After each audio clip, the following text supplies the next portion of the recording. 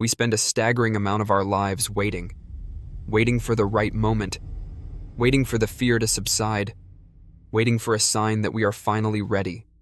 We treat our thoughts like they are the masters of our fate, believing that if we feel doubt, we must stop. If we feel fear, we must retreat. But there is a fundamental truth that the most successful people on this planet eventually learn. Your thoughts are not your masters. Your feelings are not your fuel.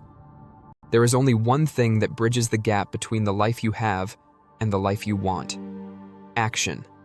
This philosophy wasn't born out of thin air. It was lived and breathed by Diana von Welanetz Wentworth. You might know her as a world-renowned author, a pioneer in the Chicken Soup for the Soul series, and a woman who built a culinary and media empire. But her wisdom didn't come from easy successes. It came from the fire. Diana lived a life of high-stakes creativity and public presence. Alongside her late husband, Paul, she hosted television shows and wrote best-selling books. She was at the pinnacle of what many would call the dream. But when her husband passed away, she faced the ultimate test of her own philosophy. She faced a void where her partnership, her business, and her identity used to be. In that silence, she could have been paralyzed by the what-ifs. She could have let the fear of a solo future keep her stationary. But Diana understood something profound about the human experience. She realized that fear is a constant companion to greatness. If you wait for it to leave, you will be waiting forever. She once said, "It doesn't matter what you are thinking or what fear you have, if you just do it. Action is the only thing that matters." Think about that. It's a radical permission slip. She is telling you that you don't have to be fearless to be successful. You can be terrified. You can be doubting yourself. You can have 1,000 voices in your head telling you it's a mistake. None of that matters, as long as your feet keep moving. Why did she emphasize this so strongly?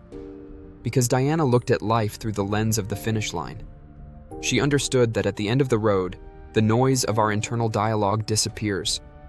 The anxiety we felt in our 20s, the hesitation we felt in our 40s, it all evaporates. What remains is the record of what we actually did.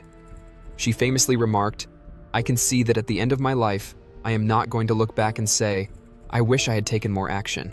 That is the perspective of a person who has lived fully. Most people live a life of quiet desperation, as Thoreau put it. They collect "I wish I hads," like they're items on a bucket list of regrets. I wish I had started that business.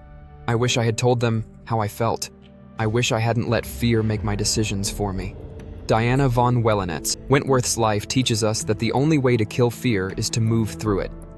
You don't think your way out of a slump. You act your way out. You don't analyze your way into a new career. You work your way into it. The world doesn't reward you for what you intended to do. It doesn't applaud your almost attempts. The universe responds to movement. When you take action, you create friction. Friction creates heat. Heat creates energy. And energy changes everything. So, whatever is holding you back right now, whether it's the fear of failure, the fear of judgment, or just the heavy weight of overthinking, ignore it. Treat your thoughts like background noise on a busy street. They are there, but they don't have to stop you from crossing. Stop waiting for the perfect mindset. Perfection is a myth that keeps you mediocre. Embrace the messy start. Embrace the shaking hands. Move, build, create, speak. Because when you reach the end of your story, you want to be able to look back at the chaos, the mistakes, and the victories alike and say, "I'm glad I did." Action is the only thing that matters. So what are you waiting for? Just do it.